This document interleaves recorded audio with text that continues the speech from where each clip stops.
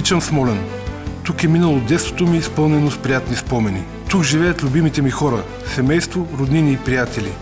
Може да има прекрасни краища по света, но те са ми чужди. Тук ми е най-хубаво. По време на първия мандат модернизирахме градската среда и превърнахме Смолян в по-приятно място за живеене. Обновихме основно зоната на Стария център, пространството около болницата, парка Чаршията в квартал Устово и ЖК Прогресите. Възстановихме киното в града. Ние работихме много, за да усвоим всички възможни европейски средства и те да стигнат до всеки един гражданин. Нашата община е на едно от челните места в санирането на блокове в България. Ние се грижим за здравето на хората, като основният ни приоритет са децата на Смолян. Построихме нови детски и спортни площадки. Реновирахме основно спортния комплекс и стадионите в града. Открихме модернизирана спортна зала, плувен басейн и многофункционална площадка за 5 вида спорт.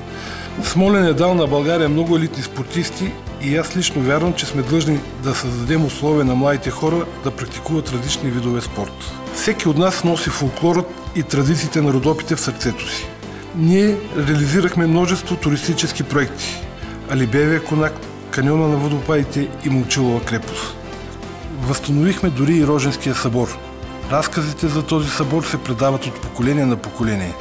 Това е емблемата на Смолян и аз се радвам, че тази година успяхме да съберем повече от 250 000 души.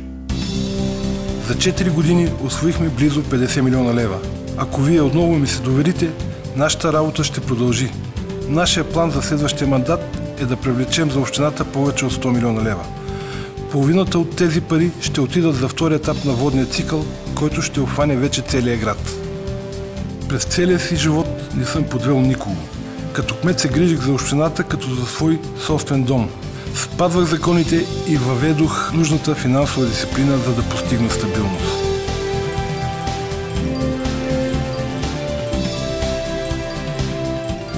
Аз съм Николай Мелемов, кандидат за кмет на Смолян, издигнат от ГЕРБ. Купуването и продаването на гласове е престъпление.